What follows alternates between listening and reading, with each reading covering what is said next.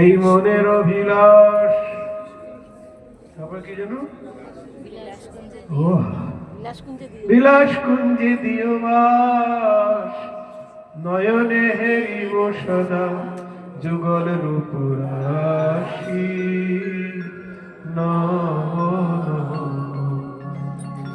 তুলসী কৃষ্ণ প্রেয়সী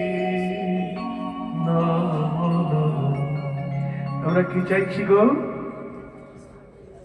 রোজে রাধা কৃষ্ণের যুগল সেবা তাই তো বিলাসকুঞ্জে দিও বাস বিলাসকুঞ্জে মানে যেখানে রাধা কৃষ্ণ একত্রে বিলাস করছে সেখানে বাস চাইছি বাবা ওখানে বাস করতে গেলে কেমন যোগ্যতা চাইব দাসসখা মাতা পিতা কেউ তো যেতে পারবেই না এমনকি বলছেন দাস্য সখ্য বাৎসল্যাদি ভাবে বাৎসল্যাদি যারা মধুর রসাশ্রয়ী দ্বারকা মথুরা বৈকুণ্ঠাদের কৃষ্ণ প্রেয়সী আছে তারাও সেখানে যেতে পারবে না জয় রাধে তাহলে কি পারবে রায় কাহি সবে মাত্র সখীগণের ইহাতে অধিকার সখী লীলায় আস্বাদিয়ে করি লীলার বিস্তার সখী লীলা আস্বাদিয়ে করে সখী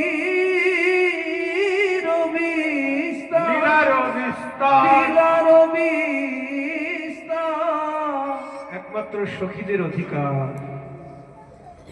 সখীদের অধিকার হ্যাঁ সখীরাই লীলা পুষ্টি করে সখী লীলা বিস্তার করে সখী বলতে অনেক প্রকার সখী আছে তার মধ্যে সপক্ষা বিপক্ষা সহিত পক্ষা তটস্থ পক্ষা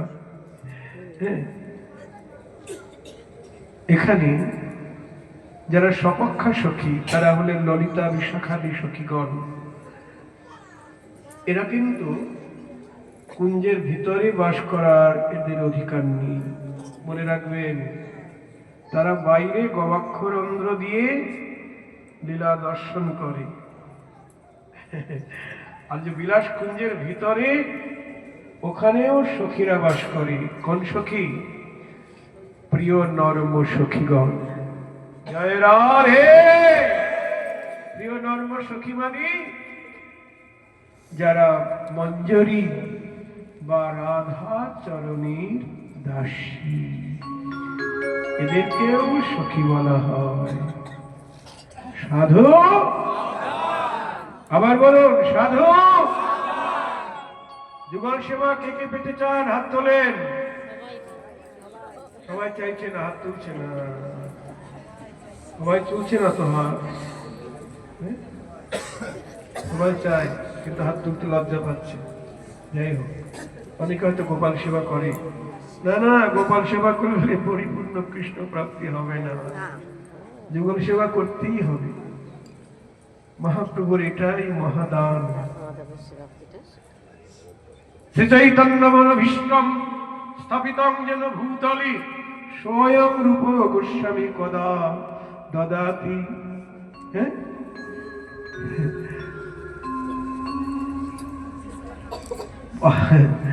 রূপ গোস্বামী কদা দদাসি স্বপদম ভুজম যিনি শ্রী চৈতন্যের মনের অভীষ্ট জগতে স্থাপিত করলেন সেই রূপ গোস্বামী কবে তার চরণ পদ্মে আমায় আশ্রয় দান করবেন দেখুন শ্রী চৈতন্যের মন অভিলাষ কি ব্রজে রাধা কৃষ্ণের যুগল সেবা এই ছায় গোসাই যাবে ব্রজে কইলেন বাস